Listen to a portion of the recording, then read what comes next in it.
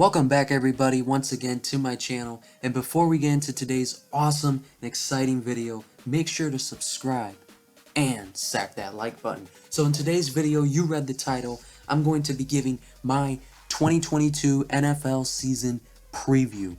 I'm going to be giving my record prediction for each of the teams and where they stack up against each other within their divisions, then predicting the playoffs, and then saying my NFL honors, who I think will win. Now, I used a playoff predictor app to be able to predict all the teams' records, and then once I predicted all the teams' records going through the entire schedule, it spit out what the seeding would be, so I didn't have to do all that in my head. So they actually gave me what the seeding was. So if you want to go and do it on yourself, you can do that. You just predict the whole season, and then once at the end of the regular season, it will show you what the seeding is, and then you pick the playoffs from there. So without further ado, let's begin. So starting off with the AFC East, I'm going to work my way down. So work my way up. So number 4 in the AFC East, last placed, I have the Jets finishing at 6-11. Now, I like what the Jets have done this offseason. They had a really good draft, maybe the best draft in the entire NFL. But the main problem with the Jets is the rest of the AFC's gotten a whole lot better. So even though the Jets, I think, tremendously improved this offseason, I think the record may not show it just because of how competitive the rest of the AFC is. And I think Zach Wilson may be the weakest link in their offense. I don't trust Zach Wilson as a long-term quarterback. Neither do I trust Joe Flacco as their backup. So we'll see how that all unfolds. But I have them finishing at 6-11. Coming in at in third place of the AFC East, I have the Patriots finishing 7-10. I trust Bill Belichick. In my opinion, he's the greatest coach of all time. But this roster is just not very good. They lack depth at the receiver room, and their second-round pick, Tyquan Thornton, will miss the first half of the season with an injury, leaving them with what pretty much they had last year in Aguilar and Kendrick Bourne. And their defense, even though Belichick defenses have been notorious for being good, I just don't see how it's as good as it was last year. They don't have a veteran linebacker anymore, Dante Hightower. They lost J.C. Jackson in free agency, a guy who led the team in interceptions last year and second in the league in interceptions. So I really just don't see how this team is able to play good defense. Matthew Judon is a solid pass rusher, but not as the only top-tier pass rusher. He's going to be getting double-teamed, and it's going to be hard for him to generate pressure without a partner in crime on that defensive line. I think the Patriots are asking too much of Mac Jones, and I really don't understand what they're doing with that coaching staff, having Matt Patricia and Joe Judge involved in the offense. By the way, Matt Patricia was a defensive coordinator for the Patriots a few years back, and now he's doing offensive plays, and Joe Judge was a special teams coach now doing offensive plays, so I really don't know what's going on there. Coming in second in the AFC East, I have the Miami Dolphins finishing 8-9. Now, I think the Dolphins have tremendously improved this season, but similar to the Jets, but to a higher extent, I think the rest of the AFC's improved, and they have a very tough schedule. In those tough, tight games, do you really trust Tua to be able to get the job done? I like Tua, and I think he's a good quarterback who gets too much blame for what's happened over the last couple of years with the Dolphins, where they slightly missed the playoffs. He's a good, winning, efficient quarterback, but I don't think he's going to win you those high-scoring games, and I don't think Tyreek Hill is going to be able to cover up for that. But I think Tyreek Hill will be a big part of this team. I think he'll be playing special teams, returning a lot of kicks. That's what he wanted to do in KC, but they didn't let him. And I think they may even use him in the running game, kind of like a Deebo Samuel, but I don't know how that will work out because I don't think Tyreek Hill has the bulk of a Deebo Samuel. Then, first place in the AFC East, the Buffalo Bills. I have them finishing 12-5. Look, the Buffalo Bills, in my opinion, are pretty overhyped this year. They're a team that really has not done anything, but They are a very good roster, one of the best rosters in the NFL. They have a great receiving core. The running game should take some strides this year with the pieces they've added. Plus, I think Devin Singletary will get back on track. Obviously, they have Josh Allen, a great dual threat quarterback with a strong arm. And, you know, their defense last year was ranked #1, still not good enough to stop the Chiefs. But I think their defense only got better this year when they added Von Miller, and that should help with the pass rush that they weren't able to get. And I think Von Miller being around will only help second-year edge rusher Gregory Rousseau, who had a solid rookie year, but is looking to have a breakout year in 2022. Now, moving on to the AFC North. So, coming in last place in the AFC North, I have the Cleveland Browns finishing 8-9. Obviously, a lot of controversy surrounding this team. I think when you have Jacoby Brissett starting your first 12 games, it's not good. I think Jacoby Brissett's a good backup quarterback, but not a great long-term guy, and that's basically what he is. It's his team right now, and I think this team has too many. I think this team has the Deshaun Watson situation. I think is a huge dark cloud looming over this team. And I think we're going to see it affect them throughout the season, despite all the good talent they have on this team. That's why I still have them going 8-9. Coming in third in the AFC North, this is going to shock a lot of people. The Cincinnati Bengals. I made a video about a month ago, I believe, on why I don't think the Cincinnati Bengals are going to make the playoffs. I'm not going to get into all that right now. Go check that video out. I really don't see the Bengals being able to get anywhere near to where they got last year. But like I said, don't want to spend too much time on the Bengals. Already made a whole video towards that. Go check that out if you want a further explanation. Coming in second in the AFC North, I have the Pittsburgh Steelers, who a lot of people seem to be down on coming into this year. I have them going 9-8.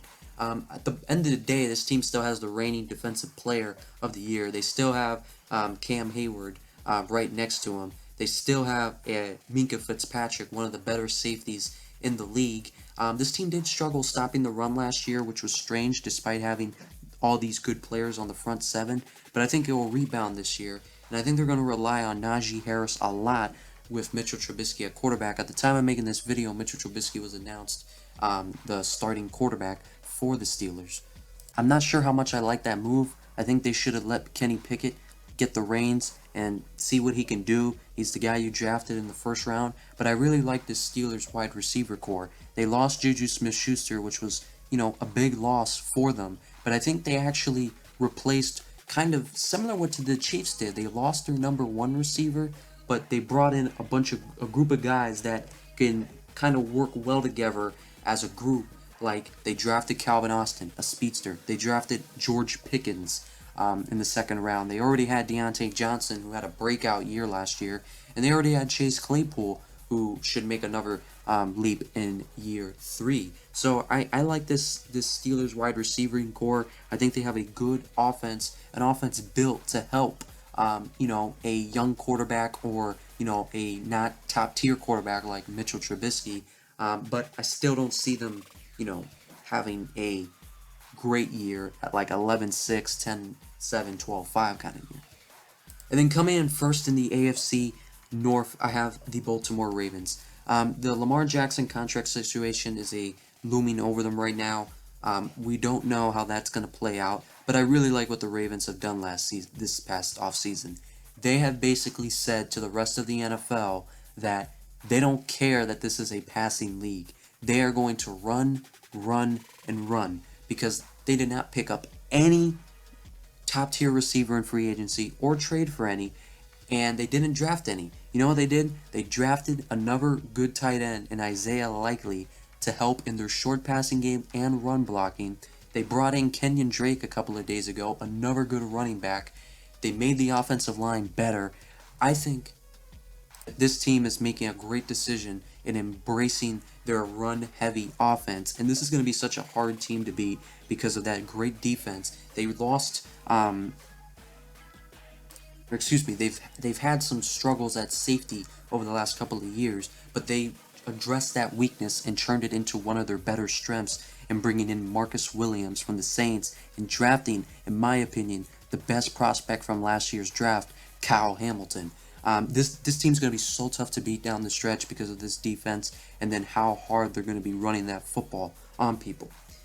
Moving to the AFC South, I have the Tennessee Titans. The Houston Texans finishing in last place with a 3-14 record. I think the Texans, not much to say here, not a lot to look forward to this season as a Texans fan. They have built a pretty solid young secondary there, but that front seven is really not good. And Davis Mills was a pleasant surprise last year for Texans fans, but do they really think that he's their franchise quarterback? Time will tell, I guess. Coming in third place, I have the Jaguars finishing with a 5-12 record. You know, this offseason they spent a lot of money on guys in free agency that I think they definitely overpaid for. It looked like a desperation move, but, you know, you got to make stuff happen. I think things can only get better for the Jaguars after what happened last year. I think Doug Peterson is definitely an upgrade over Urban Meyer. Doug Peterson won a Super Bowl just a few years back. So I think things will only get better, but I think it's still a long work in progress that the Jaguars have there. Coming in second place, I have the Tennessee Titans finishing 9-8. Look, I think Derrick Henry is still going to be a very productive back because they're going to use him constantly. But that being said, I think we're not going to see the same powerful Derrick Henry we've seen in years past. He's going to be entering his 7th year, and within his first 6 years, the Titans have really overused him. They've relied on him a lot. And usually when we see overused running backs, they fall off a cliff quick. And to add to this, their offensive line is starting to deteriorate. And also, Derrick Henry's coming off of a major injury. I don't think we're going to see Derrick Henry run with the same power that we've seen in years past. He's still going to be very good. They're going to use him a lot, and his size will still be a huge factor, which is why I think he'll still rush for over 1,000 yards. But I don't think he'll come anywhere near the 2,000-yard mark again. I think we're not going to see the same Derrick Henry this year, and I think it's going to affect the Tennessee Titans greatly. And then coming in first place in the AFC South, I have the Indianapolis Colts at 11-6. Look, I think the only thing that kept the Colts from being able to win some of those tight games last year was Carson Wentz, and they replaced him with a better veteran quarterback in Matt Ryan. So I think things can only go up for the Colts. Colts are a dark horse team going into 2022. Then moving to the highly jam-packed AFC West. So coming in last place, I have the Raiders at 8-9. Now the Raiders roster is not an 8-9 kind of team, but I think they have a very tough schedule. They play the entire NFC West, and obviously they play everyone in their division twice. And I don't think they have the defense to be able to hold on to certain games that they would like to, because I don't see how that defense is going to be able to keep up at all or even slow down a lot of these high-powered offenses. Coming in third place, I have the Broncos with an 11-6 record. Made a blockbuster trade for Russell Wilson. This is a team that's been a quarterback away now for a couple of years. We'll see how Russell Wilson can impact his team. I think it's going to be good for them. Coming in second place, I have the Chargers at 12-5, who look to make a massive jump this year, and they feel that they are Super Bowl contenders, which I would agree with them. They have a lot of weapons. They have a good defense, or at least on paper they have a good defense. They have one of the better offensive lines in football, at least on paper. So all this needs to come and show up on the field. And then coming in first place of the AFC West, I got the Kansas City Chiefs with also a 12-5 record. I have them having the tiebreaker over the Chargers with the better conference record because I had them split. I think the Chiefs will win this division again. At the end of the day, they have the most continuity within this division with the same quarterback, the same head coach, other things that these teams do not have. I think you gotta beat the Chiefs to be able to prove that you can take it from them. Moving on to the NFC, starting with the NFC East, I have the Commanders coming in at last place in 6-11. I don't buy the Carson Wentz signing, but they really had no other options. But they got a good wide receiver duo in Terry McLaurin and Jahan Dotson. More on that in a bit. Coming in third place in the NFC East, I have the Giants, also with a 6-11 record. Now, look, I actually have you know, some optimism with the Giants coming into this year because they have a good set of offensive weapons. Saquon Barkley, if he can finally stay healthy, can be good. The defense should only get better with the drafting of Kayvon Thibodeau. Now, another thing which I think is completely, not noticed is this Giants team has an awesome coaching staff. They brought in Brian Daboll as their head coach, who was the offensive coordinator for the Bills over the last few years. They brought in Martindale, the defensive coordinator of the Ravens over the last few years, who's been coaching a very good defense. And then they brought in Mike Kafka, the quarterback coach from Kansas City. This team has a really good coaching staff, and I think that if Daniel Jones can't get it going this year with this support group, with these weapons, he's definitely not the quarterback. But ultimately, I don't think he will get it going, which is why I have them going 6-11. But I really do like the Giants coaching staff for the foreseeable future. And then coming in second in the NFC East, I have the Eagles. The Eagles have a lot of hype coming into this year. I definitely think they're going to be a good team. I have them going 10-7. They have a lot of young talent on defense. They added Chauncey Gardner-Johnson. They brought in Xavier Howard. James Bradbury, during the offseason. And Jalen Hurts, their season hinges on Jalen Hurts. He has a good receiving core, a good offensive line.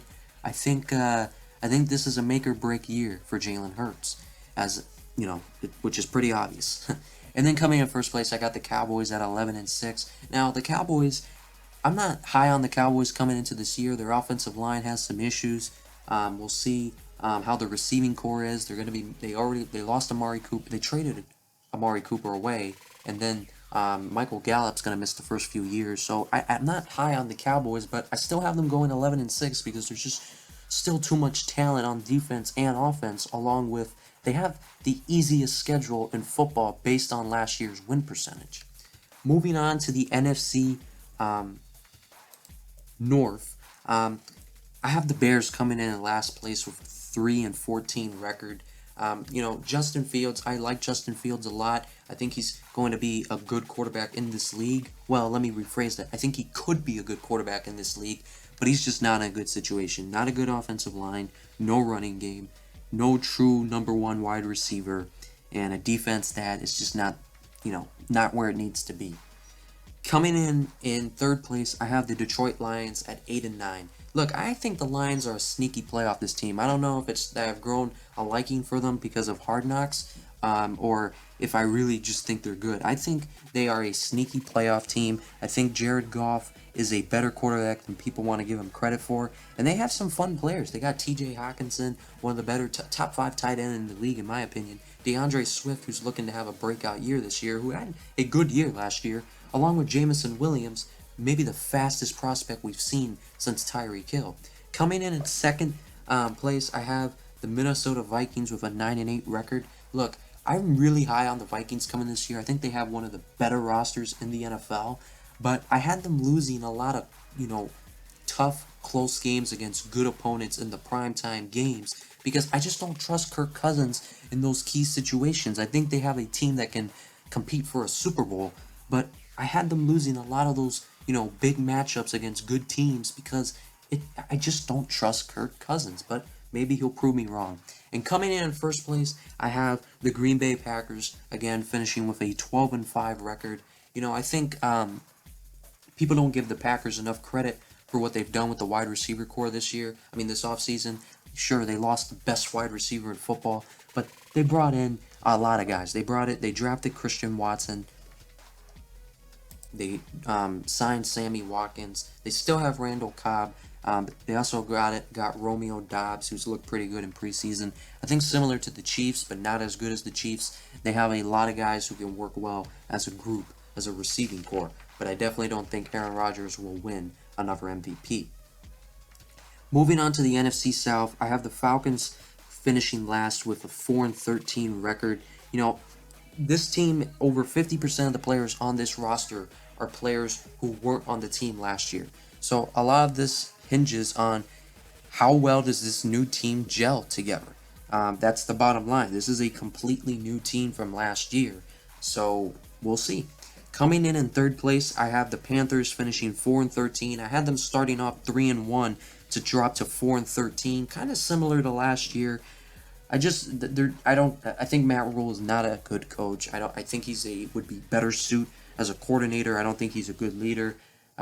See if Christian McCaffrey can stay healthy for 2 seconds. And Baker Mayfield, I think, is a good quarterback when he has a good system around him, and I don't think he has that in Carolina. Coming in second place, I have the Saints with an 11-6 record. Obviously, they lost Sean Payton, their longtime head coach, this offseason, but replacing him is someone who's very good for the job. Dennis Allen, who's been with the Saints for almost as long as Peyton's been with the Saints as the defensive coordinator.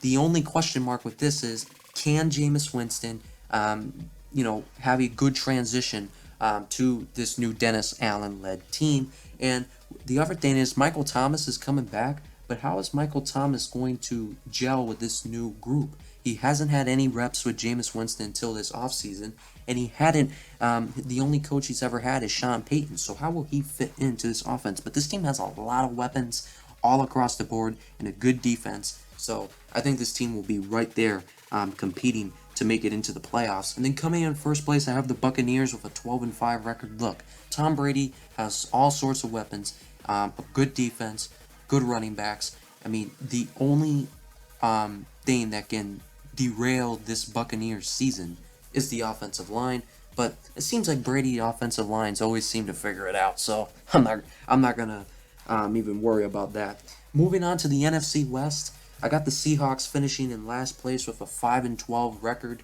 They're gonna lean a lot on DK Metcalf this upcoming season, I'll tell you that much. Coming in third place, I have the Cardinals with an 8-9 record.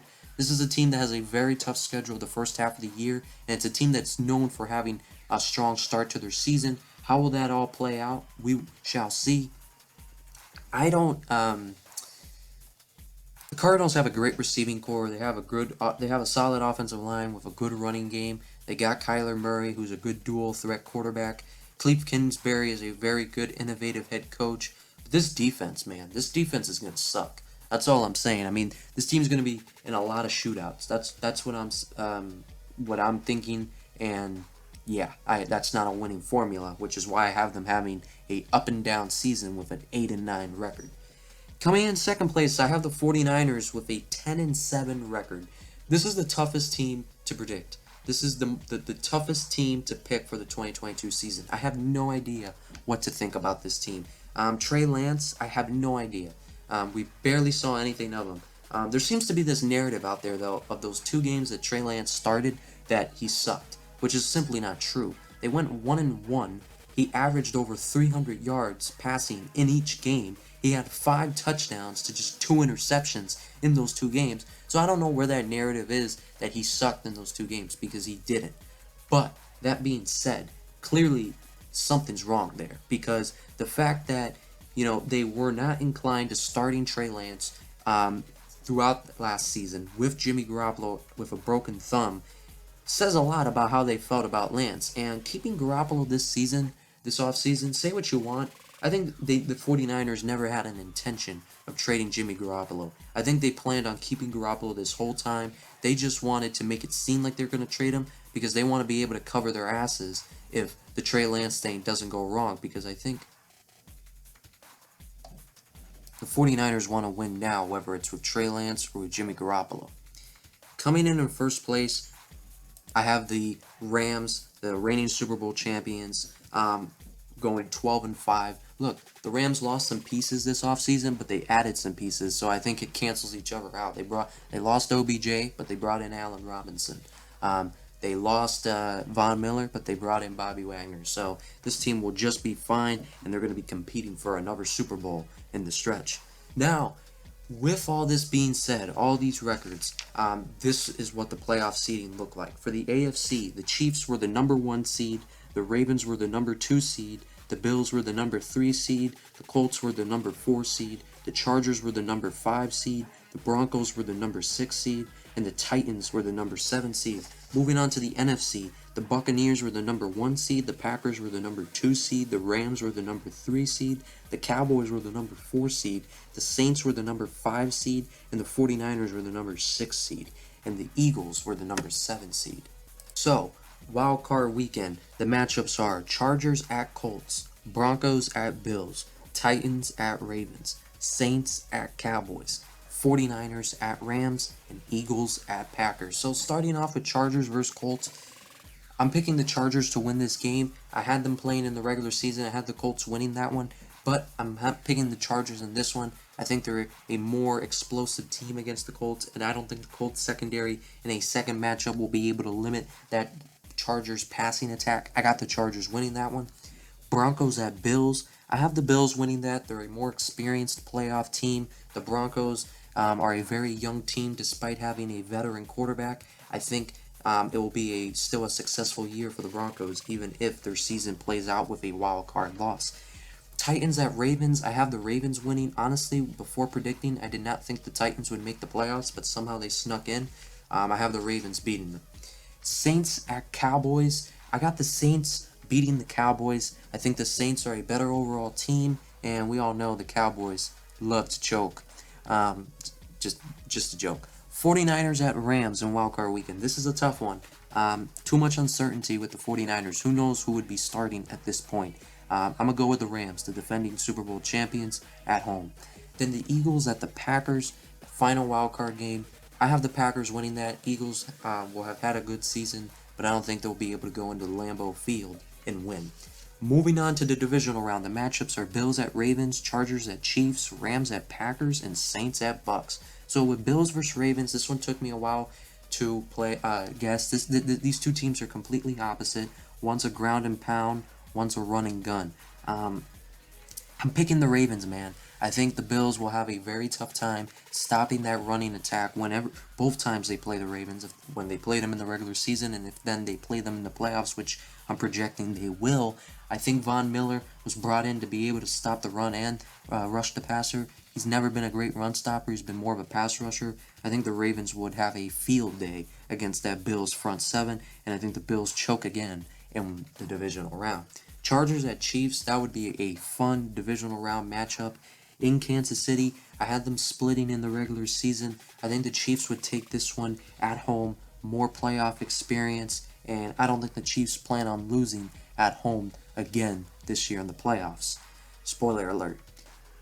Then the Rams at the Packers. Look, this one was another tough one to predict. I had the Packers beating them in the regular season, and the Packers beat them last year in the regular season, and they beat them the year before that in the playoffs. I think the Rams get them this time. I think Matthew Stafford gets his last laugh on Aaron Rodgers and beats him in the playoffs. I think it's the Rams' turn to go to Lambeau and make Packer fans moping, walking out. Then the Saints at the Bucks, a good divisional round matchup, one we saw a couple of years back. Now a completely revamped Saints team. Look, the Saints have owned Tom Brady and the Buccaneers and company, except in the playoffs. And I think this time it continues, that trend continues, and I think the Bucks beat the Saints. I just don't see a Jameis Winston-led team beating a Tom Brady-led team in the playoffs. The Buccaneers just have too good of a team. And to add to that, the Saints' offensive line, I think, is one of the biggest weaknesses of that team. And facing the Bucks, that pass rush is just too much for that Saints offensive line. Moving on to conference championship, I have the Ravens at the Chiefs and the Rams at the Bucks. I have the Chiefs beating the Ravens. The Chiefs go back to the Super Bowl for the third time in 4 years. This is an awesome matchup if it plays out this way. I think it would be a great game. We saw these two teams play last year, and it was a pretty fun game. Got the Chiefs winning here. Then the Rams at the Bucks, a rematch of last year's divisional round game in Tampa Bay. I think the Buccaneers, they lost last year to the Rams, barely. They made a huge comeback. I think if the Buccaneers would have played a complete game and wouldn't have had so many injuries, they would have beaten the Rams. I'm going to pick them to beat the Rams this year. I don't think the Rams get back. They easily could, but I'm picking the Bucks to beat them in this conference championship. So, I have the Super Bowl being Chiefs at Bucks, a rematch of the Super Bowl from 2 years ago. But before we get into that, let me give my rewards, my pick for the rewards this season.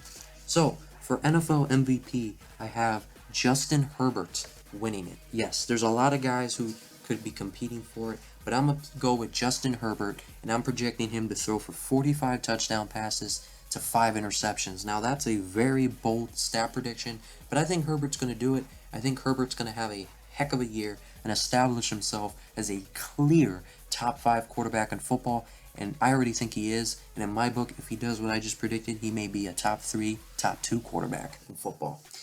Offensive Player of the Year.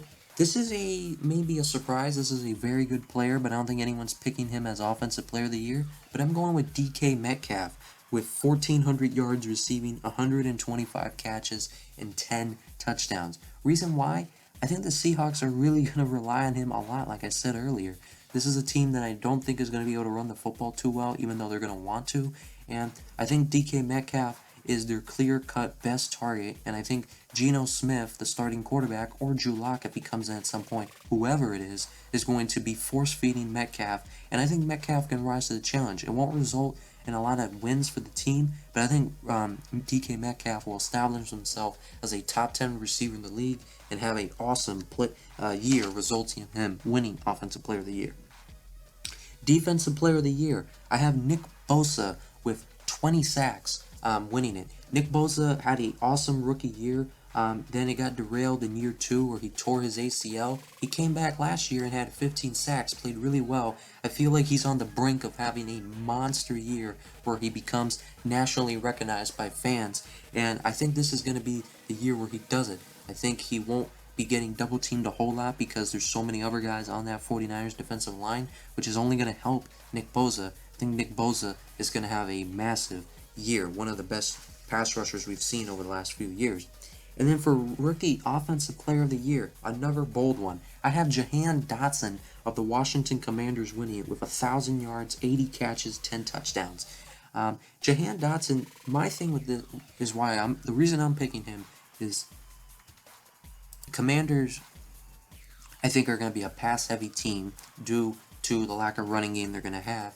And Terry McLaurin is going to be the main focus of defenses when preparing for this team.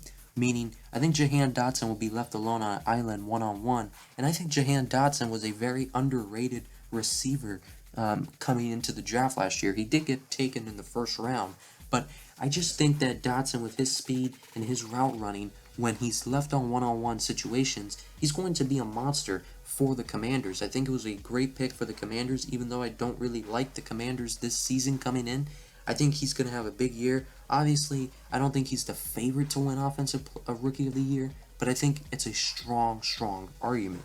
And then Defensive Rookie of the Year, I have Ravens safety Kyle Hamilton with 4 interceptions and 75 tackles. I don't think he's going to have an opportunity to get a lot of tackles because I don't see why the Ravens front 7 would allow runners to get into the second level. But Kyle Hamilton's still going to get some tackles and he's going to get picks. Like I said, I think he was the best prospect in last year's draft. And then for Comeback Player of the Year, this was a tough one to call. There was a few guys, but I'm going to go with Jameis Winston with 28 touchdown passes to 10 interceptions. Not a remarkable year by any means, but a pretty darn good year coming off of the injury. And I think Jameis Winston and the Saints are going to be very good. And I think when Jameis does make some mistakes, which he inevitably will, he has a defense to cover him up. He has a good running game. He has a good receivers. He has a good coach. He has a great supporting cast and a great system around him where I think he's going to succeed, and a guy with his capabilities will thrive in, which is why I have the Saints having a good season, and which is why I have Jameis Winston winning Comeback Player of the Year. Now, going back to my Super Bowl pick, Chiefs versus Bucks. It would be Brady versus Mahomes, round 7. They've played 5 times. They play again in the regular season, and now I have them facing off in the Super Bowl again. I had the Chiefs losing to the Bucks in the regular season at Tampa, Week 4 game. Chiefs coming off of already some tough games, bound for a loss. I had the Bucks winning that one. I think in a Super Bowl matchup again, I think this Chiefs team is so hungry to get this second Super Bowl in this Patrick Mahomes era.